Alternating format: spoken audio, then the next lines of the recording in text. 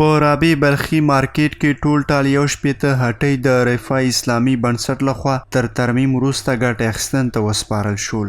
د مزار شریف ښاروالۍ حقوقي سلاکار وایي د دغو هټیو له بیارغونې موخه ښځو ته د کار خوندي چاپیریال برابرول دي. یو شپېته دوکانه دي، دا د دې ترمیم د رفاه اسلامي د طرفه وسو، نو دا نن افتتاح وسوله. دا یو مسؤون ځای ده د پاره د ښځو، دا یو بازار د ښځو ده. معنا دا ده چې کوم چې د خارجیان دي دوی به چې دې ښځې په کورو کې بندي کړي دي، حالانکې دا ده چې موږ دلته دې دپاره ځای مسؤون جوړ کړه چې مثلا په حفاظت کې وي. نو دلته ښځې راځي، دلته دوکانداران هم ښځې دي او سوداګري چې کېږي نه، کوم بازار چې د بازار مشتریان هم ښځې دي. له بلې خوا د بلخ ولایت د صنعت او سوداګرۍ مرستیال وایي چې اوس په هیواد کې د ټولنې د ټولو طبقو لپاره د پانګونې لپاره خوندي چاپیریال شتون لري. د افغانستان اسلامي امارت استراتیژیک پالیسی او سیاست بېپرې، ناپېیلې او اقتصاد محور دی.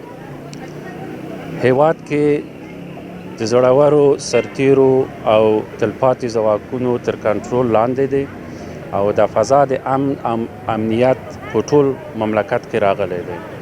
نو فلهذا د متشبثینو دپاره او د سرمایه‌دارانو دپاره او تاجرانو دپاره زمینه مساعد شوې ده چې په خپل مملکت کې سرمایه ګذاري وکړي او د تجارت کارونه مخ ته یوسي.